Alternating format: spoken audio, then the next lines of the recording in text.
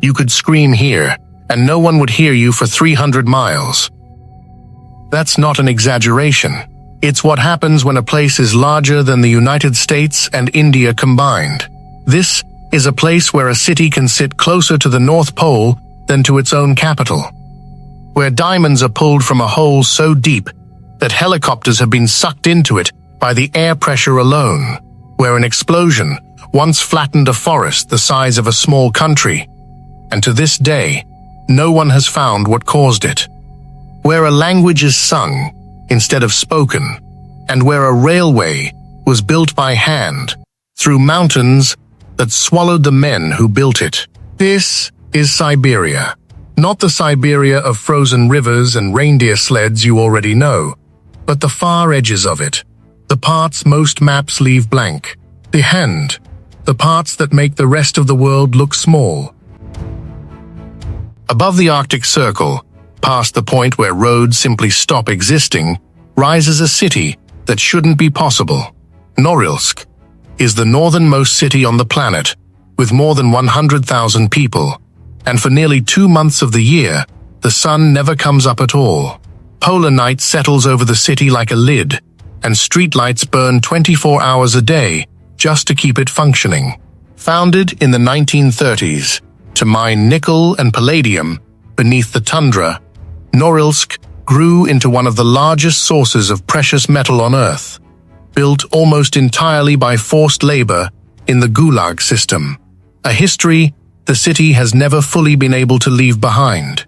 Thousands of prisoners died constructing the mines and smelters that still define the skyline today, and the ruins of old camp barracks still sit half-buried in the permafrost outside town, left untouched, not out of neglect, but because the frozen ground makes them almost impossible to remove.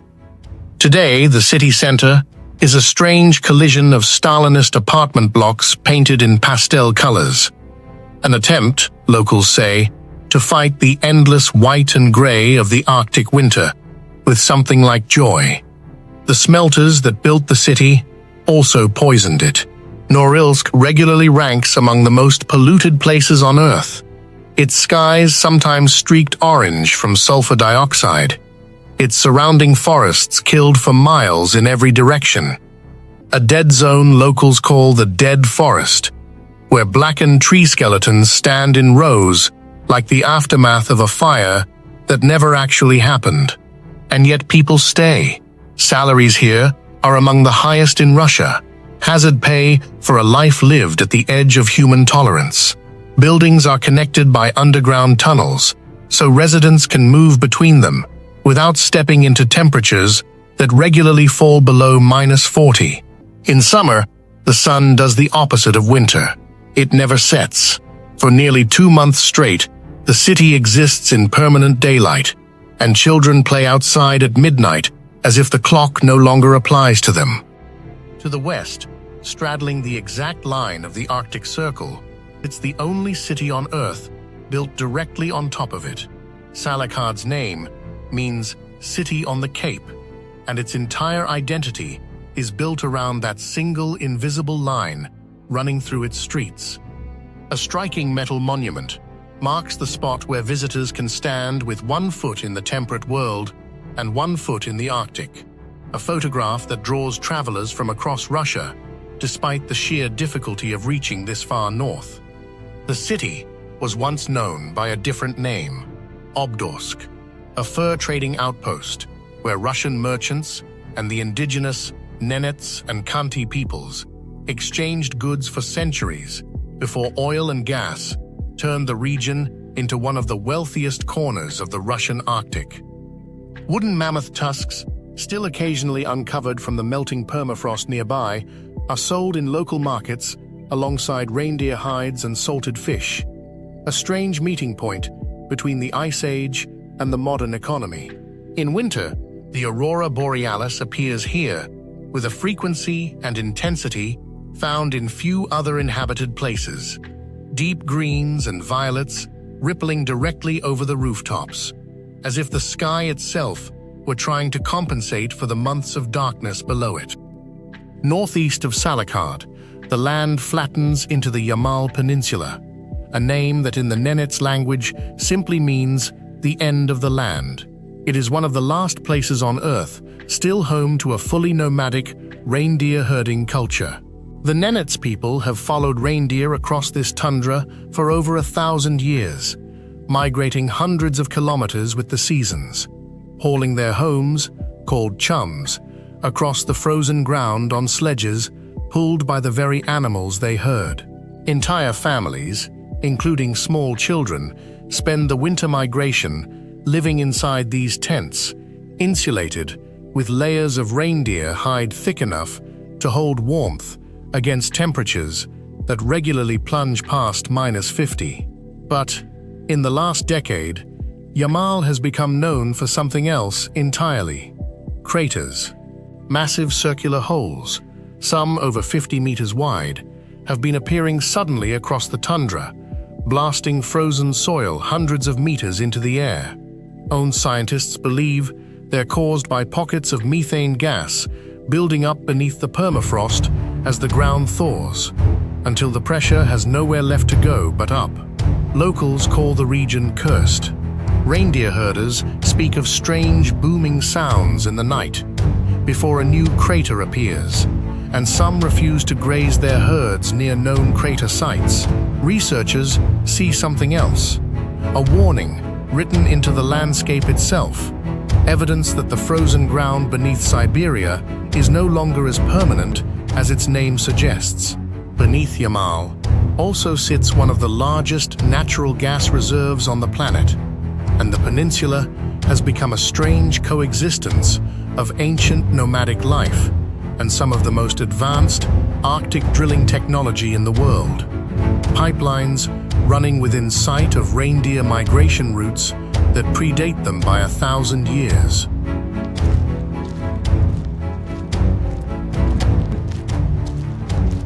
Further east, the land narrows into the Taimir Peninsula, the northernmost point of mainland Eurasia, the very last piece of continental Earth before the Arctic Ocean takes over completely. This is home to the Great Arctic Reserve, the largest nature reserve in Russia and one of the largest wilderness-protected areas anywhere on the planet. Here, wild reindeer migrate in herds numbering in the hundreds of thousands, crossing rivers in formations so vast that from the air they look like moving shadows across the tundra. Musk oxen, reintroduced after being hunted to local extinction, now roam in shaggy, prehistoric-looking groups, their long guard hair nearly touching the ground, a defense evolved for an ice age that technically ended thousands of years ago, but that Taimir never quite let go of. In summer, the tundra briefly explodes into color, a carpet of Arctic poppies, moss campion, and lichen stretching to the horizon, all of it packed into the barely 8 weeks a year when the ground isn't frozen solid. Then autumn arrives almost overnight, and the color disappears as quickly as it came. At the peninsula's edge sits Lake Taimir, one of the largest lakes in the Arctic, frozen solid for up to 9 months of the year, and home to fish populations that have adapted to complete their entire life cycle within a summer window, measured in weeks, not months. Few people ever set foot here. Fewer still choose to stay. Off the northeastern coast, separated from the mainland by a stretch of the East Siberian Sea, lies Wrangel Island, a place so remote that mammoths survived here 6,000 years longer than anywhere else on Earth, dying out around the time the pyramids were being built in Egypt. Today, Wrangel holds a different record. It has the highest density of polar bear dens on the planet, earning it the nickname the Polar Bear Maternity Ward. Each autumn, pregnant females swim or walk across the ice to Wrangel, dig dens into snowdrifts, and disappear beneath the surface for months, giving birth in complete darkness before emerging with cubs in early spring. Walrus gather here too, by the tens of thousands, hauling their enormous bodies onto narrow beaches, in numbers so dense the shoreline seems to move on its own, a mass of tusks and blubber that can weigh down entire stretches of coast. Snow geese arrive by the hundreds of thousands each summer to nest on the island's tundra, filling the brief Arctic daylight with a constant, layered honking that can be heard from kilometers away. Access to Wrangel is tightly restricted. Only a handful of researchers and permitted expeditions are allowed to set foot here each year, keeping this one corner of Siberia almost exactly as it's been since the last ice age ended.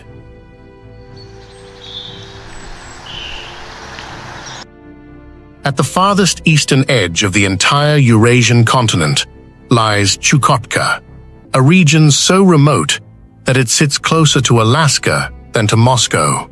On a clear day, from the shores near the village of Ulin, you can look across the Bering Strait and see the United States, separated by less than 90 kilometers of open water and by an international dateline that means the two coastlines are, technically, standing a full day apart in time.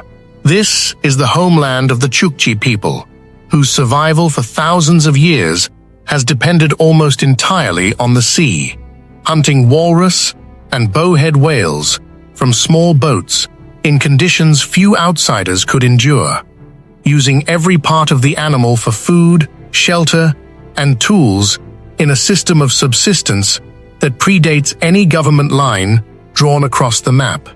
Ancient whalebone arches, built from the jawbones of bowhead whales and stacked upright along the shoreline, mark ceremonial and burial sites that have stood for centuries. Silent monuments, facing out toward the water that has always provided for the people here. In winter, the strait itself can freeze solid enough that, in theory, a person could walk from one continent to the other, an idea that has captured the imagination of adventurers for over a century, even as the reality of shifting ice and brutal cold has made very few attempts successful. Chukotka remains one of the least visited places on Earth, not because it lacks anything to see, but because almost nothing about reaching it is easy. Deep in the forests of central Siberia, near the Podkamenaya Tunguska River, lies a stretch of woodland that in 1908 became the site of the largest impact event in recorded human history. On the morning of June 30th, a fireball tore across the sky and detonated with a force estimated at over 1,000 times the energy of the Hiroshima bomb. It flattened an estimated 80 million trees across more than 2,000 square kilometers, all lying in eerie, radial patterns, pointing away from the blast, as if the forest itself had been combed flat by an invisible hand. Witnesses hundreds of kilometers away reported being knocked off their feet by the shockwave, and for several nights afterward, the skies as far away as Europe glowed bright enough at midnight to read a newspaper by. An atmospheric effect scientists now believe was caused by ice particles thrown into the upper atmosphere by the blast. No crater has ever been found. There was no meteorite fragment, no obvious point of impact, only the shockwave and the fire. The most widely accepted theory is that a small asteroid or comet fragment exploded in the atmosphere before it ever reached the ground, but the total absence of physical debris has kept the Tunguska event wrapped in speculation for over a century. Scientists still travel here to study the site, taking soil samples and measuring the slow, uneven regrowth of the forest. Locals still tell stories that predate any scientific explanation at all, of a god of thunder, angered, striking the earth. Walking through the region today, the forest has regrown, but foresters can still trace the old fall lines in the pattern of the trees, a permanent scar written in wood that will likely outlast every explanation anyone ever offers for it. Far to the northeast, in a valley ringed by mountains that trap the cold the way a bowl traps water, sits Verkhoyansk, a town that has spent over a century arguing with another Siberian settlement over a single title, the coldest, permanently inhabited place on Earth. Founded in the 17th century as a fur trading outpost and later used as a place of exile for political prisoners under the Tsars, Verkhoyansk has recorded temperatures as low as -67.8 degrees Celsius, cold enough that the mercury in an ordinary thermometer simply freezes solid and becomes useless. And yet, in a detail that seems to defy the town's entire identity, Verkhoyansk also once recorded a summer temperature above 38 degrees Celsius, giving it one of the most extreme annual temperature ranges ever measured anywhere on the planet, a swing of over 100 degrees between its coldest winter night and its hottest summer afternoon. Life here follows rules shaped entirely by that extremity. Livestock are moved indoors for months at a time. Windows are built small and deep-set to hold in warmth. Residents describe a very specific, very local phenomenon in the depths of winter, when exhaled breath freezes instantly in the air with an audible whisper, a sound locals have nicknamed the Whisper of Stars. Despite everything working against it, fewer than 1,500 people call Verkhoyansk home today, most of them descendants of families who have lived in this valley for generations, having simply decided, against all reasonable odds, that this is where they belong. In the Sakha Republic, not far from the frozen towns that already claim some of the coldest inhabited temperatures on Earth, sits a hole that looks less like a mine and more like a wound in the planet. The Mir Mine, in the town of Mirny, is one of the largest open-pit excavations ever dug by human hands. Over 500 meters deep and more than a kilometer across. Discovered in 1955, it became the anchor of the Soviet Union's diamond industry, hauling out enough rough diamonds to make the USSR a dominant global supplier almost overnight, and reportedly funding a significant share of the Soviet space program in its early years. The pit is so vast and so deep that its own air currents form a downdraft strong enough to have reportedly pulled small helicopters out of the sky, and Russian airspace authorities have restricted flights directly overhead as a result. Mining below ground continues even now, chasing the diamond-bearing kimberlite pipe deeper beneath the permafrost, using an underground network of engineered tunnels designed to fight both the extreme cold and the constant threat of groundwater flooding into the shafts. In winter, the exposed pit walls freeze and crack, and the entire structure groans audibly, an industrial-scale sound that locals have simply learned to live alongside, the way people elsewhere live with traffic or the tide. The town of Mirny itself, small and remote, exists almost entirely because of the pit at its center, a company town built around one of the strangest and most literal fortunes ever pulled directly out of the ground.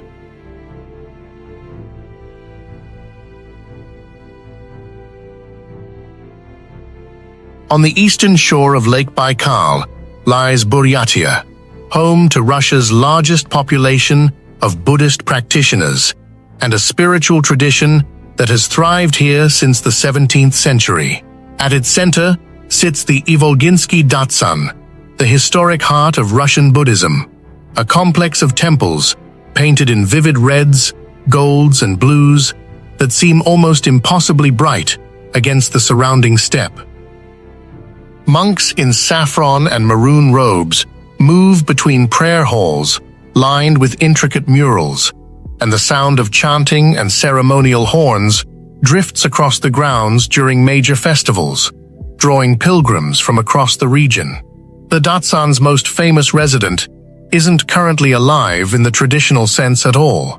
The body of Dashi Dorjo Itigilov, a revered Buddhist Lama who died in 1927, is preserved on site in a seated meditative position, and Buddhist followers maintain that his body has remained in a state of extraordinary preservation for nearly a century, a claim that draws both devout pilgrims and the simply curious in equal measure. Pause. Buryat culture blends this deep Buddhist tradition with older shamanic customs and a distinct Mongolic language and identity, creating a corner of Siberia that feels, in its rhythms and its color, entirely unlike the Russian Orthodox towns just a short drive to the north. South of the main Siberian plain, tucked against the border with Mongolia, lies the Republic of Tuva, a place so geographically distinct that a monument here marks what's calculated to be the exact geographic center of the entire Asian continent. Tuva feels and sounds unlike anywhere else in Siberia. This is the birthplace of throat singing, a vocal technique called hume, in which a single singer produces 2 or even 3 distinct pitches simultaneously. One, a low, resonant drone, and the other, a whistling overtone that seems to hover somewhere above it. An effect so unusual that first-time listeners often assume there must be a second performer hidden somewhere out of sight. The tradition developed among nomadic herders as a way of imitating the sounds around them. Wind moving across the steppe, rivers running over stone, the calls of animals, and it remains deeply tied to Tuvan shamanism, a spiritual practice that has survived here more openly than in almost any other part of Russia. Shamans, in traditional dress, hung with metal charms and animal skins, still perform rituals at sacred sites across the region, many of them centered on ova, stone cairns built at mountain passes, where travelers leave offerings for safe passage. Herds of yaks and Mongolian-style horses graze across wide, dry steppe that looks more like Central Asia than the taiga forests further north. A reminder that Siberia's borders hold far more variety than its reputation for endless snow ever suggests. At the far eastern edge of Russia, where Siberia finally runs out of continent, lies Sakhalin Island, separated from the mainland by a narrow strait and facing Japan across the water to the south. Sakhalin has belonged, at different points in history, to Russia, to Japan, and to a divided arrangement between both, and that layered past still shows in its architecture, its cemeteries, and its cuisine. The island is a place of contrasts. Dense taiga forest in the north gives way to volcanic peaks and hot springs in the south, and offshore, some of Russia's largest oil and gas platforms rise directly out of the Sea of Yakutsk, working through ice flows for much of the year. The waters here are also home to one of the most endangered whale populations on the planet, the western gray whale, which feeds in the shallow coastal waters off Sakhalin's northeast coast before migrating thousands of kilometers south for the winter. Indigenous Nivkh and Uilta communities have fished these same waters for generations, holding on to traditions that predate every government that has ever claimed this island as its own, including a historic reliance on sled dogs for winter transport that some Nivkh families still maintain today, more out of pride and tradition than necessity. In the island's south, hot spring resorts built during the decades of Japanese administration still operate, their architecture and bathing customs standing in quiet contrast to the distinctly Russian towns just a short drive away. Further west, where Siberia's flat taiga finally buckles upward into mountains, the Altai and Sayan ranges rise along the borders of Mongolia, China, and Kazakhstan. This is one of the last strongholds of the snow leopard, one of the most elusive big cats on Earth. Fewer than a few hundred are believed to remain in Russian territory, moving across near vertical cliff faces in near total silence, so well camouflaged against the gray rock that researchers sometimes go years without a confirmed sighting, relying instead on camera traps and paw prints left in fresh snow.